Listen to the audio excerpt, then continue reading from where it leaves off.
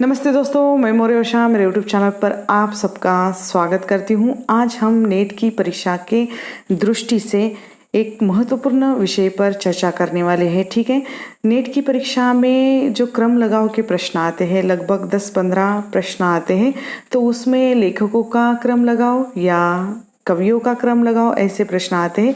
एक आध दो बार रचनाओं के भी क्रम लगाओ, उसमें एक दो प्रश्न ऐसे भी रहते हैं। ठीक है, पहले हम जो कवियों का या लेखकों का अगर क्रम याद कर लेते हैं तो हमें बहुत आसानी से प्रश्न जो पत्र होता है वो आसान जा सकता है। ठीक है, तो आज हम कवियों का किस तरह क्रम लगाना है वह देखेंगे, प्राचीन कवियों का।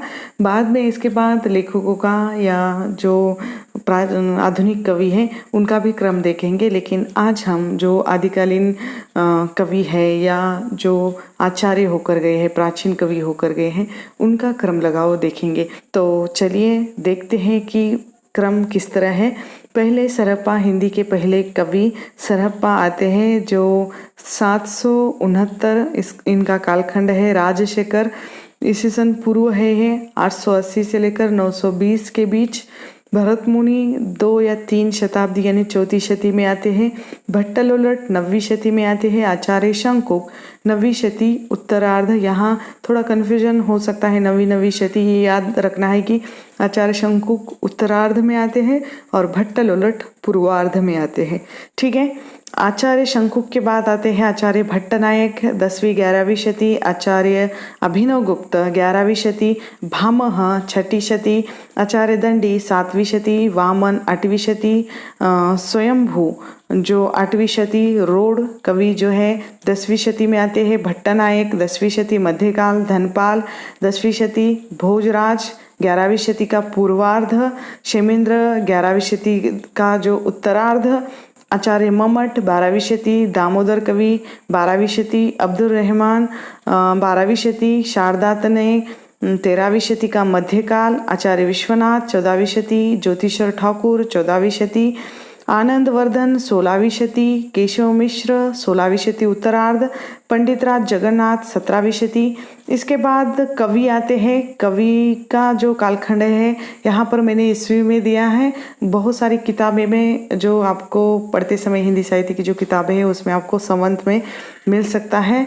थोड़ा याद रखना है, अगर ईस्वी सन भी नहीं याद रखते तो आप क्रम याद रखिए, किस कवि के बाद कौन सा कवि आता है ये भी याद रखें, तो आपके प्रश्न हल हो सकते हैं। ठीक है, अमीर खुसरो जो 1253 से लेकर 1325 तक इनका कालखंड रहा है।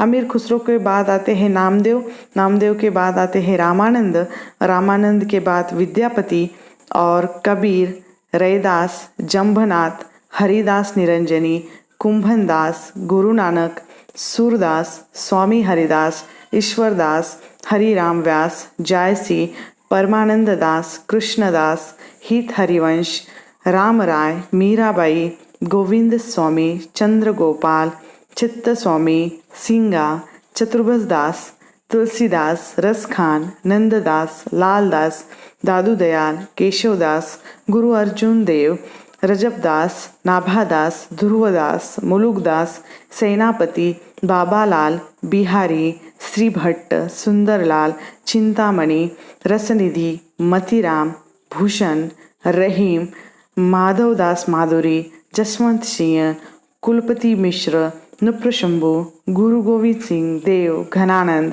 रसलीन, सोमनाथ, भिकारीदास, रसिक गोविंद, पद्माकर, लल्लूलाल, सदल मिश्र, ग्वाल कवि, द्विजदेव।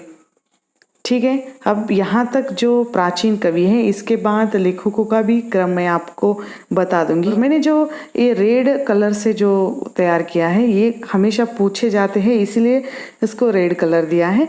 तो आपको याद रखना है, अमीर नामदेव थे, फिर रामानंद के वो बहुत भक्त थे।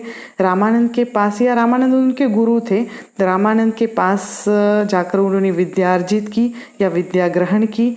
फिर कबीर के बहुत सारे पद उन्होंने ग्रहण किए। फिर वहाँ जो उनको रैदास एक दोस्त मिल गए।